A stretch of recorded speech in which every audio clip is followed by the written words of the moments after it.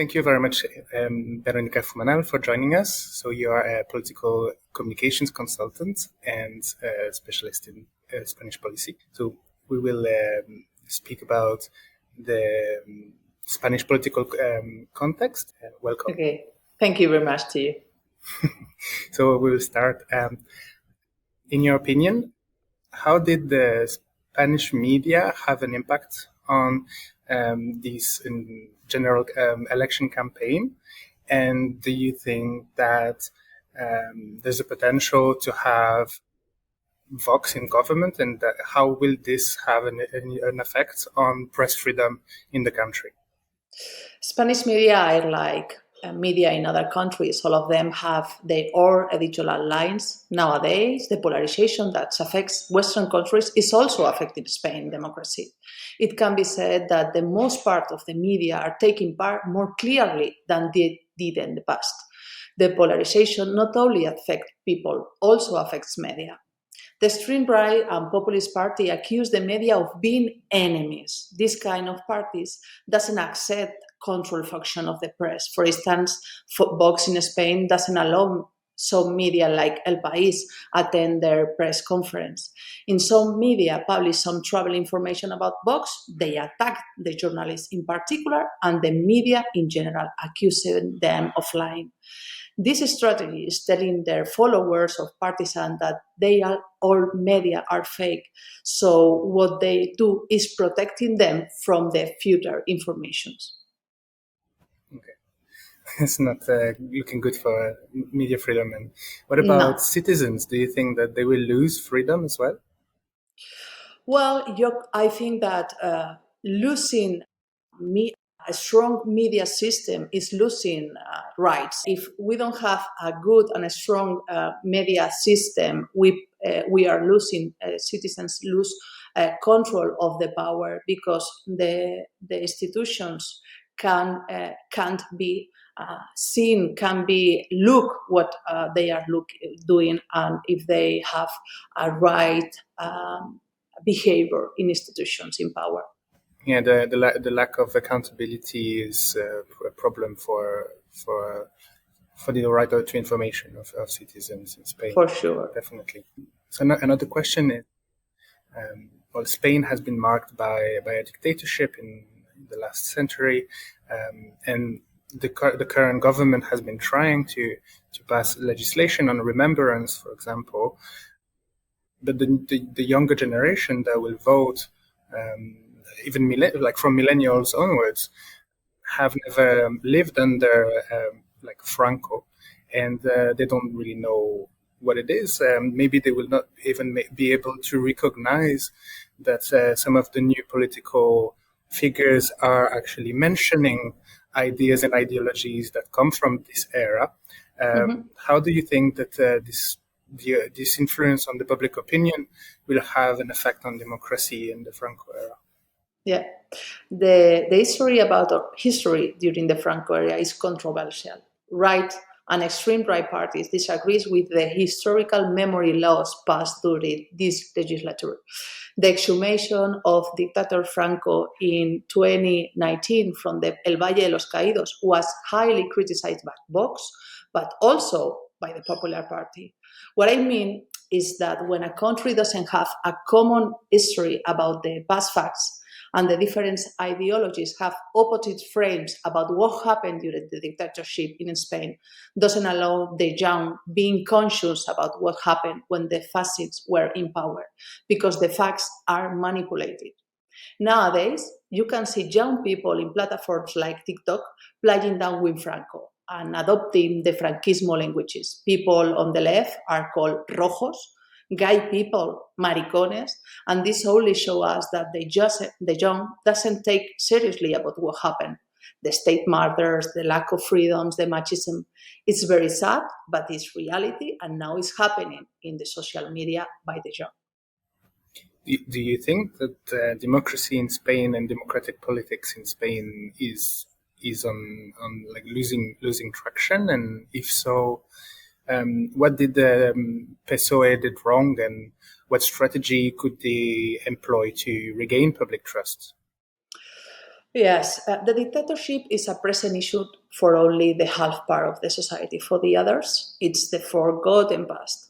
In Spain, we made la transición from dictatorship to democracy without a trial, without condemning the guilty, with a general grace for everybody, forgiving all the institutions and maintaining the most administration officials, judge, police, military. Spanish is a very peculiar case. So when Felipe González once decided to make the modernization of the public administration without justice or memory, this was good for stopping the reactionary force at then, but the main consequence of the forgiveness is that Spain didn't make a common history about who did wrong and who were innocent. So right now we are paying that bill. The forgiveness for everybody doesn't say to the young or for the general opinion what was going wrong on and was the facts without frames, without histories, without manipulated what happened then. Yeah, thank you. And well, you spoke about manipulating, and so this is a good segue into well, fake news and disinformation, and also what happened during the COVID-19 pandemic. Could you explain the role of neoliberalism, the war in Ukraine, COVID-19, in shifting this political landscape in Spain? The famous quote, "In the middle of the war, don't change the chart," doesn't apply in Spain. The local and the autonomical elections in May has been a test. Maybe this is only a thought, only a personal opinion. People want to leave the present and pass forward the pandemic situation and the war, and changing the governments are the simplest way to do it. Maybe this is an answer, but I think that sociology and political scientists may give us another theories with polls and with time. I see that some people are trying to get the public opinion interested in this election campaign. Very recently, last week, Greenpeace had an action. Could you explain what they did, and also if you believe that political activism and digital campaigning can have an effect in motivating voters or even swaying voters and having them change their mind? What Greenpeace made was put a giant banner presenting all the leaders the same. Pedro Sánchez, Alberto Núñez Feijóo, Yolanda Díaz y Abascal, all the same in a giant banner, swearing, like, and saying something like this: all of you don't mind the political environment, the climate change. Well, I don't agree with this kind of campaign, because if all the politicians are saying that they are the same, the anti-political movement wins. Not all the parties defend the same interests. Not all the politics are corrupt. That's why I'm against this kind of actions, because the main message in this campaign is that all the politicians are the same. Of course, this kind of activism sways voters that share an ideological or issue interest, because, for instance, in this particular case, all the Greenpeace people can say, okay, if Greenpeace say that these four are the same, respect the climate change, maybe it's true. And they are not. They are very, very accusated difference between them. Do you think, I'm more speaking to the political consultant in you, that Greenpeace didn't see that the backlash was going to come, and that how is it maybe that the person that had the idea is not Spanish and didn't understand that in the Spanish landscape people would not understand this? Or do you have an analysis on the take on this? Yeah, for sure. This giant banner was in all the media in Spain. They wanted to attract the attention of the media, and they get it. They got it because now we are talking about that.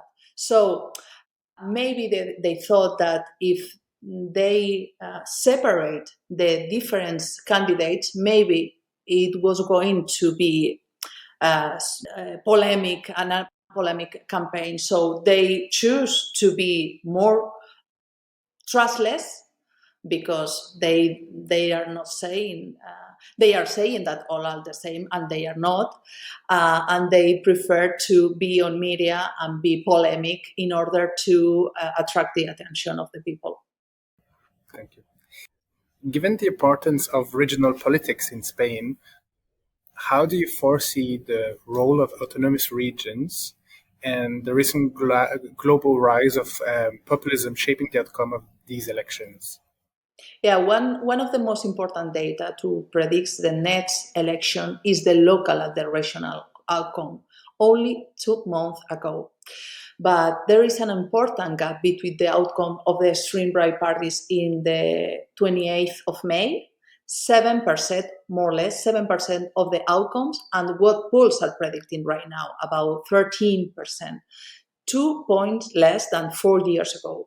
So we have to wait to know which is the electoral force of Vox right now, with a strong political party, because now Popular Party, because right now Alberto Núñez Feijóo is activating a strategic vote that in Spain we call a useful vote.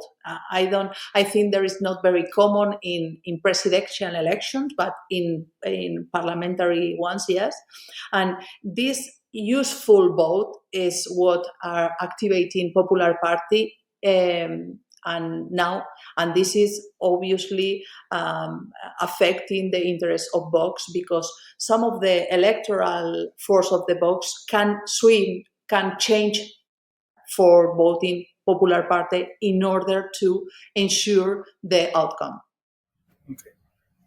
And how do you think that populist rhetorics, like the one Vox is using, the us versus them, have shaped the political communications landscape in Spain? For example, on social media and on digital platforms, how are these messages being shared? You spoke about TikTok, for example. Yeah. Could you give us more examples on how these messages are shared? Yeah, the phenomena of polarization in Western democracies are dividing our societies, and also the way of making campaigns, of campaigning. The messages are more extreme, more damage, and more populist in order to catch the attention of the vote like them, like we were talking before the Greenpeace campaign. Politicians that defend the agreement, good manners, and respect the opponents are punished in the polls. So, political science studies say that the negative and radical messages are shared twice more than positive one. There are nowadays no incentive to make a positive campaign, and social media allows fake news and radical messages being spread without control, without the media control that it's called to share, is called to judge, is called to predict how content is true or false.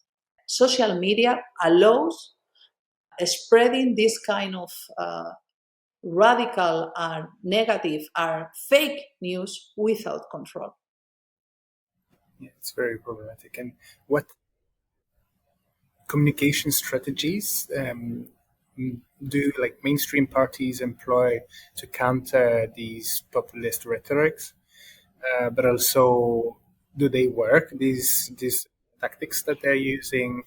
And how has the media, the mainstream media, contributed to either mitigate or spread these populist sentiments?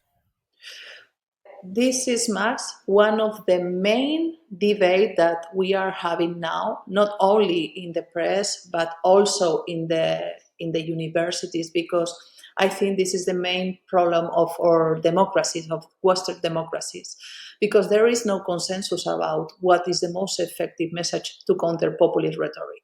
Some people think that the best way is counter each fake or news or fake content, each one. And on the other hand, every time you reproduce this kind of rhetoric, also you are saying that it's false. You are helping spreading this message, and some people can think that they are true. Okay, yes, you are saying that it's false, but I think, I believe, because now we are in the belief area, no, not in the I think area. So right now, this is not a clear answer about how battle or how react to this message. Through media, real journalists is the most effective way to counter, in my opinion. But not all the media are true media. In the last times, has increased a lot of fake media that are making business of fake. I repeat, business of fake. And this is very dangerous because people don't know what to believe or trust. And this is the beginning of the end of democracies. Yeah, so that's why it's very important to support independent media organizations such as the Battleground, For to sure. have journalism that is actually fighting disinformation and providing real content from real experts that can actually enlighten the policy debates and help enhance democracy. Yeah, thanks. For Yeah, sure, thanks for that. Max. What does the use of simplistic emotive language and kind of messaging in political communications have on the public's understanding of complex policy issues? Yeah. Effective communication has an important part of emotive language.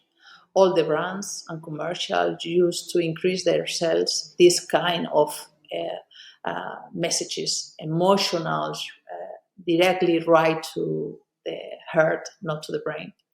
Nowadays, clothing is not about the quality of materials, it's about your identity, who you are, for instance. Voting is the same. But the sad thing about this is the extreme right and populist parties are better doing this kind of propaganda. Why? Because they don't have ethical limits. Yes, they don't burdening themselves with the truth, so it's easier to just go out. Yeah. And do you think that society just doesn't want to hear about complex policy issues, that they just don't care and it's just too hard for them and they prefer just something simple? Or is it just that no one is presenting these very important policy issues in a way, in a manner that is actually interesting to the population? Max, politics are difficult, are complicated. There is they don't have an answer. First thing, when you have a problem, you have to make a diagnosis. What is going on? And there is not only one question. For instance, rape in Spain, there are some people like me that think it's because of the machism, a machism society. That's why I'm a feminist activist. But Vox thinks rapists in Spain are all of them immigrants. That's not true. But they have another solution to stop the rapists in Spain or the machism violence. That's not true, but there is some part of the society that denies the machism in Spain that wants to believe that diagnosis. So that's why the simple message, the direct message, the message that goes directly to your hate, to your fears, it's more effective than the messages that analyze all the things, all the phenomena, because complexity is boring. Yeah. I don't know if I'm explaining. Yeah, to some people it is boring. It could be boring, yes. And how do you think that as political communicators, this rise of populism has changed our role and responsibilities, and also how do you think that that political communications can be used to build bridges between these divided communities and maybe help mitigate the impact of divisive political rhetorics? We can't cheat. political communication can be used for both. Can be used to divide society, spread hate, rise inequality, or the other way around, to unite people, to build stronger democracies, or raise the consciousness of poverty. It's a tool, and like a tool, it's the main thing, the important thing is the objectives behind. So I always defend political communication, ethical, clear, honest, but not all people think in the same way, and there are a lot of economical interest to do another political communication or to make another political communication. There's less budget, I think, as well to do good in political communication. Always there is less budget to do good than to do bad. And in your opinion, are there some key lessons that they, so Europe or the world, can learn from this specific election cycle?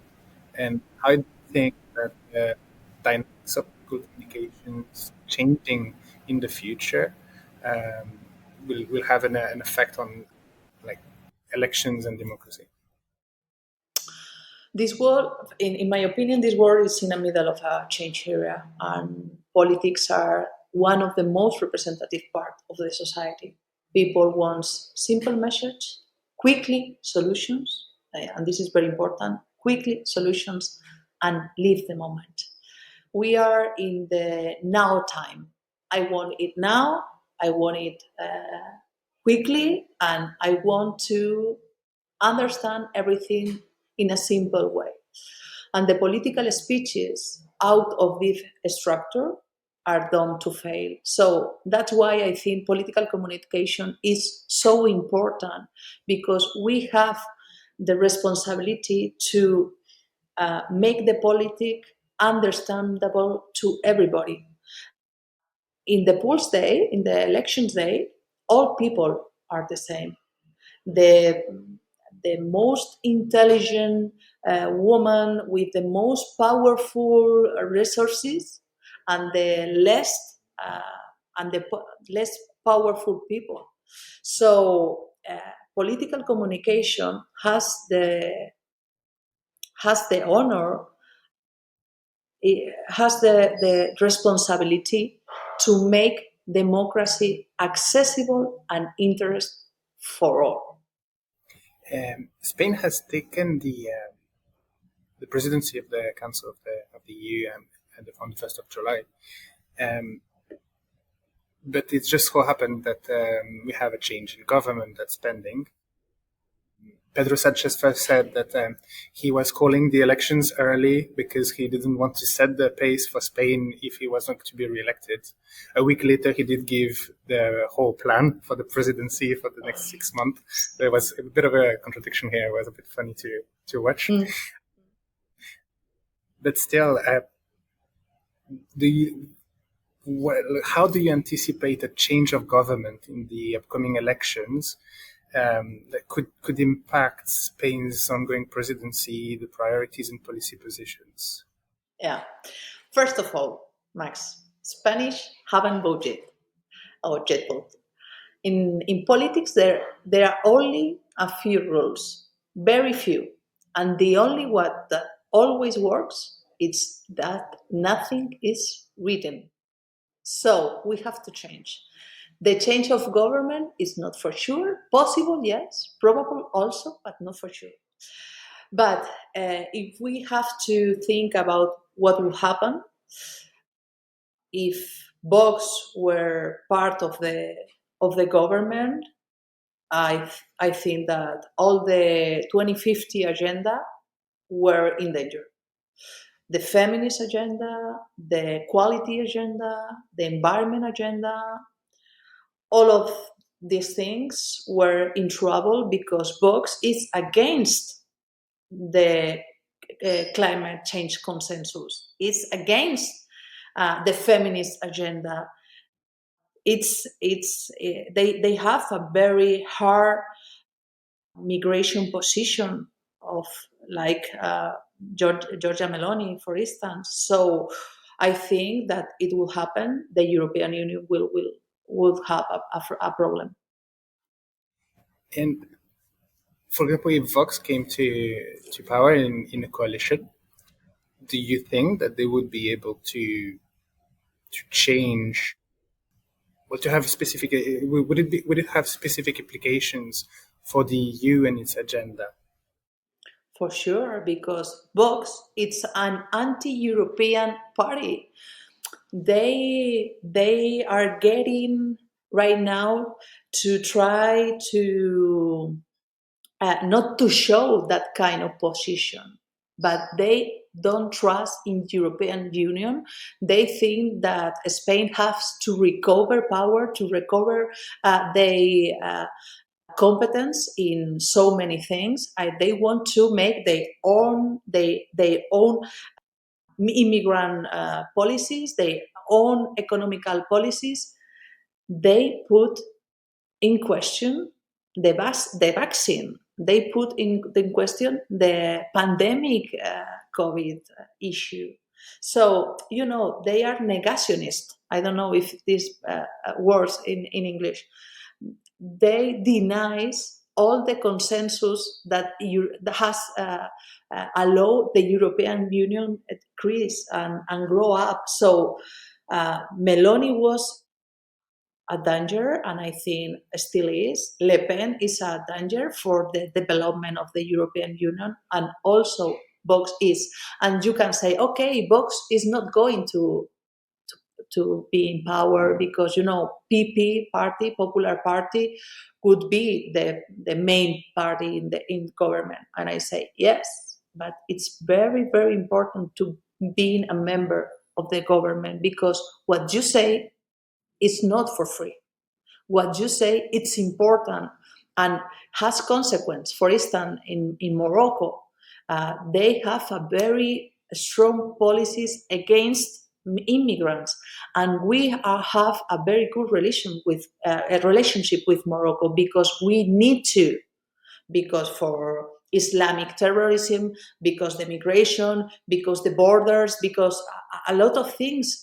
We have to be very, very good. We have to have very good relationship with Morocco. What Vox said in their campaigns, in their speeches, that all the immigrants, especially from Morocco, are bad people.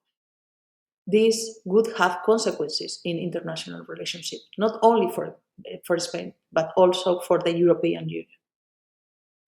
And based on your expert opinion on the political landscape in Spain, how do you think that the left could win? Is there a possibility for a coalition? The left in Spain is really divided, even though there's the initiative Sumar that that that will allow to bring together some of the votes. There are still some dissidents. Podemos is out of this coalition, for example. Some say the death of Podemos is soon.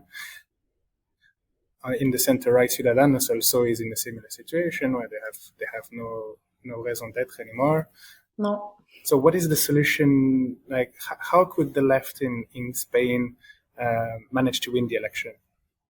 Now, I think there is not time to react. What I am saying is that strategy, it's a long time plan.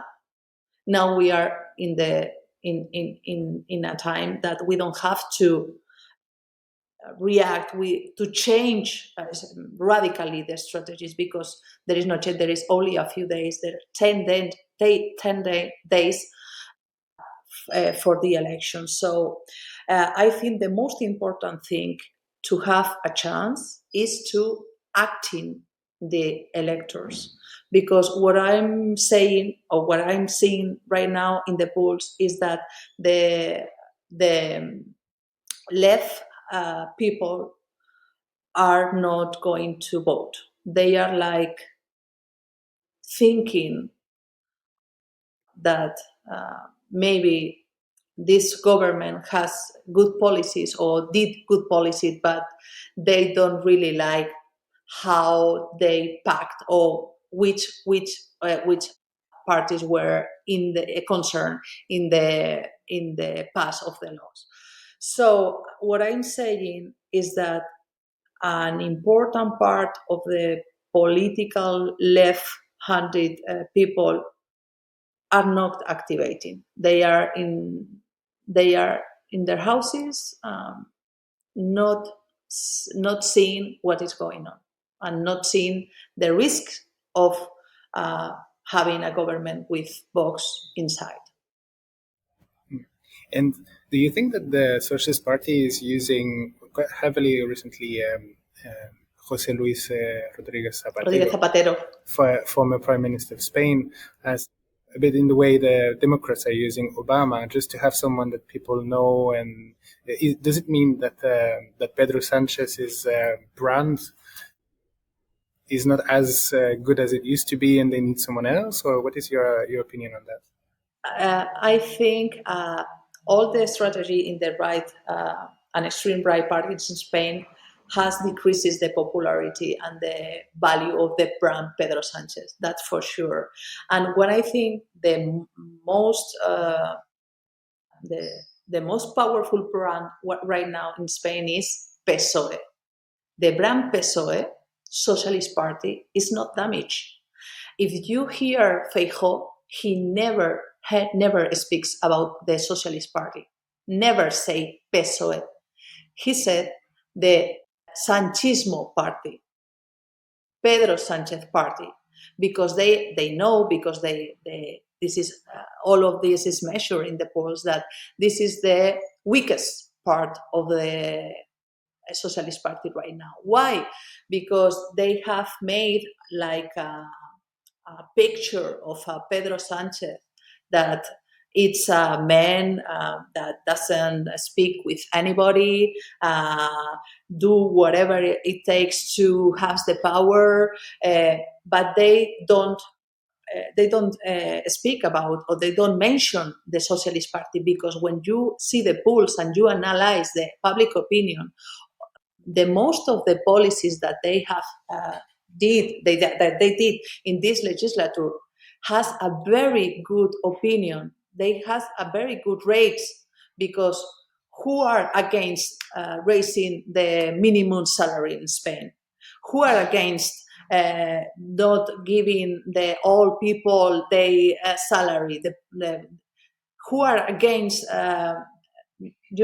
wherever, I don't know, the reforma laboral, the laboral reform that has that give more rights to labor people. I think the campaigning of the Socialist Party would have to recreate more on the policies and not in the leadership. But I think they has take another solution.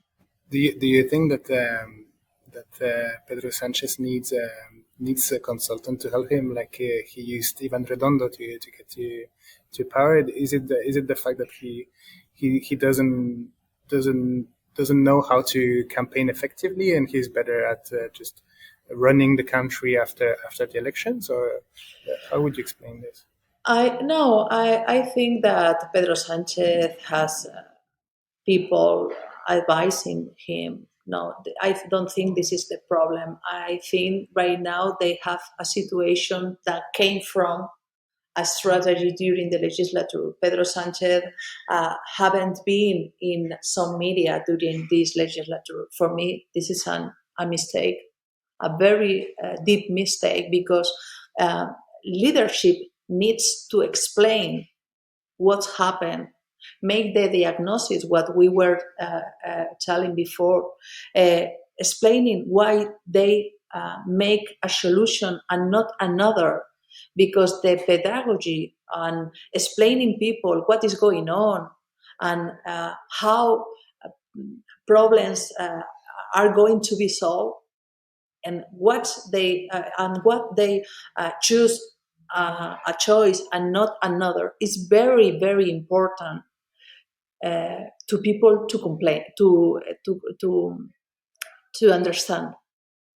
That's why people need to understand. And I think the main problem in this legislature is that a lot of politics have been done very with very good results, but no one's explained them. You know, 200 laws has passed this legislature. 200. It's amazing with a 2 years of pandemic issue. I think this has been a very good legislature, if regards all the problems that we have, but they didn't explain us why. There's a very And interesting parallel with the French politics. When François Hollande was president, he wanted to be the president of the people and he didn't want to do political communications. So what happened is that every legislation that he was implementing, he did not communicate on, and every mistake he was making, the opposition was doing the job and yeah, highlighting it. So it's exactly very similar. Max, I think it's very, very similar because, meanwhile, Pedro Sanchez was in the power in Moncloa, thinking how can help people not to be harassed by the inflection thing. The PP party, the Popular Party, was in the media saying that Pedro Sanchez was a bad person, was a person who doesn't speak with anybody, a person who, do whatever it takes to write. And meanwhile, Pedro Sanchez was making a solution, was in the European Union talking with Macron or Antonio Costa or Scholz in order to make the next generation funds. That was a very good deal for the European Union because they were making another solution very different from the debt crisis in the 20s. So I think now it's late, and I think that some of the people in Spain can think that what would going on if Vox were in power. But And, I and, know maybe it's and a wishful thinking. And in the debate as well, he seemed unprepared to Feijóo using a wave of lies and disinformation, which we've seen in other contexts, we've seen in other countries. Trump famously uses this technique a lot. Yeah. How come Sanchez was not prepared to actually react to this? Because he got caught in this by the wave. Pedro Sanchez is a very good politician in media. He has changed public opinion in so many times because he has the power to look at the camera and say things and be credible, be trustful. But I think I don't know what it happened really, because I only can think about the theories. But what I think it happened is that Pedro Sanchez didn't expect this kind of Feijóo, this kind of fake and, very, I don't know, violent, I would say, a strategy of Feijóo since the very first beginning. Since the beginning of the debate, Feijóo was on, offensive, not in a violent way, but see in a rhetorical way. Pa, pa, pa, pa. And I think Pedro Sanchez thought that Feijóo would do like in the Senado debates, and it was not. So when you prepare a strategy and is in another way, I think Pedro was like shocked without a march of react. You know what I mean? It must have been very hard for him. Yes, he was really surprised. Just to conclude this interview, thank you so much for your time. What is your prognostic for the elections? What do you like?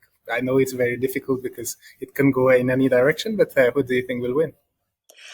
I always say that political scientists, we are not like guest people because what nowadays people want the polls to say what will happen in the future, and polls, what they tell is what happened in the past. So I always saying we are not that kind of people. We can't see in the future. So if I make a prognostic, I could say the other way that I always trying to show the people. We can analyze what happened in the past, but fortunately, we can't say what will happen in the future. So we will say there is only 10 days to election, and we have to vote, and we'll see. And we will do the analysis. Yeah, we're going to at least call everyone to go and vote, everyone that can, so that we can have for sure a healthy democracy. And it's the most important. Trust the democracy, the Spanish democracy, because now you can hear people criticizing the system and, putting some dots. Yes, I've seen some right-wing politicians saying that they will vote in person and not by mail. This is also the Trump and playbook. Yeah, it's exactly the same. Sure. They're using the same recipe. It's the fraud theory. Now in Spain, we have to combat. We have to confront this kind of affirmations, because they are very dangerous, because they think that it will affect in the outcomes. But what the consequences of this kind of a strategy, it's directly to the democracy and the institutions, because untrustful institutions are weak, and weak institutions made a weak democracy. So the most important thing is to send a message. We have a strong democracy in a strong European Union, and we have to trust in the process and in the results also. We have to trust. Well, thanks a lot for your time. It was a very great time to speak to you. Thank you to you, Max, and your media.